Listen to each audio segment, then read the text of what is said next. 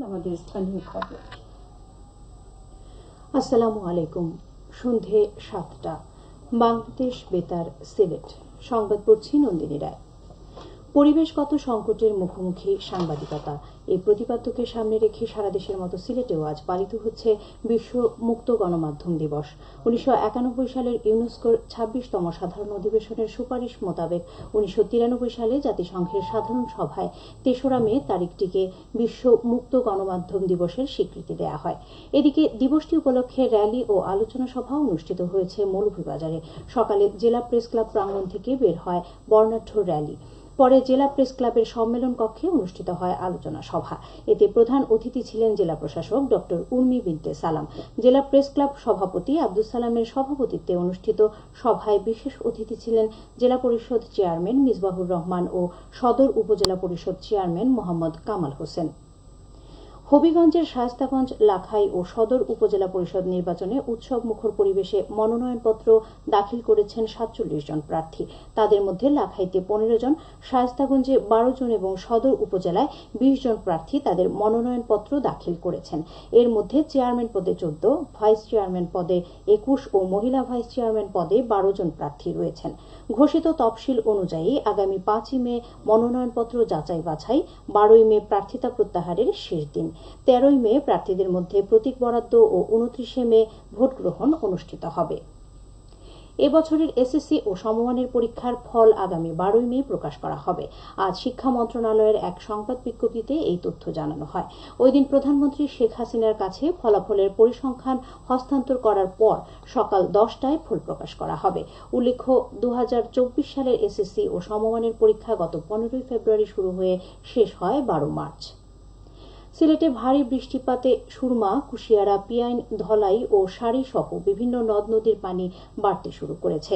এছাড়া উজানের ঢলেও বাড়তে শুরু করেছে পানির উচ্চতা।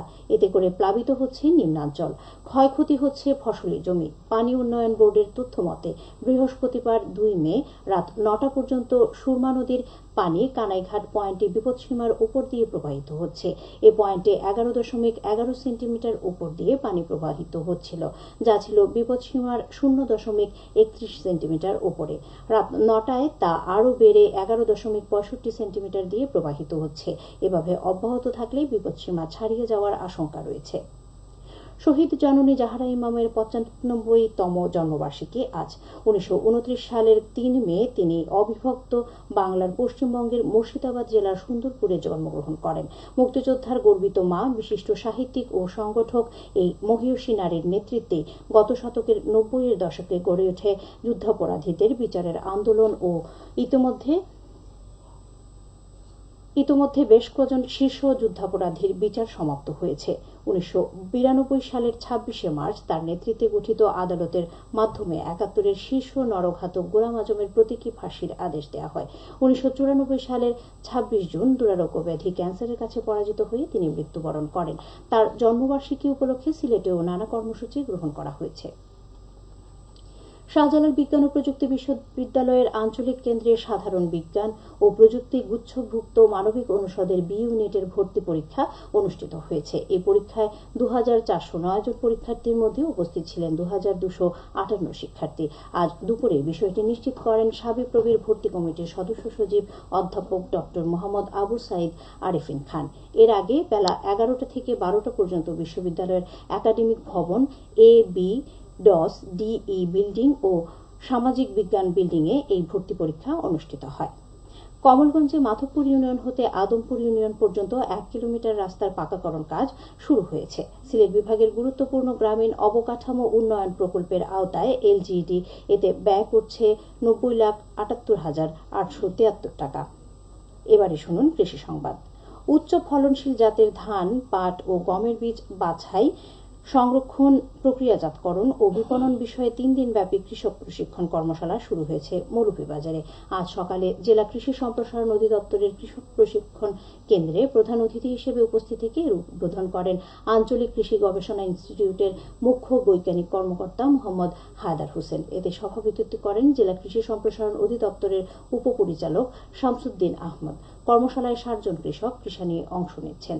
জেলা কৃষি সম্প্রসারণ অধিদপ্তর এর আয়োজন করে। খেলার খবর, ক্রিকেট। সিলেট জেলা ক্রীড়া সংস্থার আয়োজনে ব্লুবার্ড অটো লিমিটেড দ্বিতীয় বিভাগ ক্রিকেট লিগের আজকের খেলায় 11 ব্রাদার্স ক্লাব 38 রানে জালালাবাদ ক্লাবকে পরাজিত করে।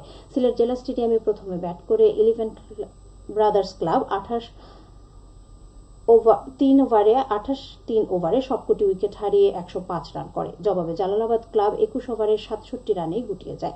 আগামীকাল 11 স্টার্স ক্লাব ইসমাইল স্পোর্টিং ক্লাবের মোকাবেলা করবে। সবশেষে আবহাওয়া রাত 1টা পর্যন্ত পূর্বাভাসে বলা হয়েছে সিলেট সহ পার্শ্ববর্তী এলাকার জন্য কোনো সতর্কবাণী নেই এবং কোনো সংকেত দেখাতে হবে না।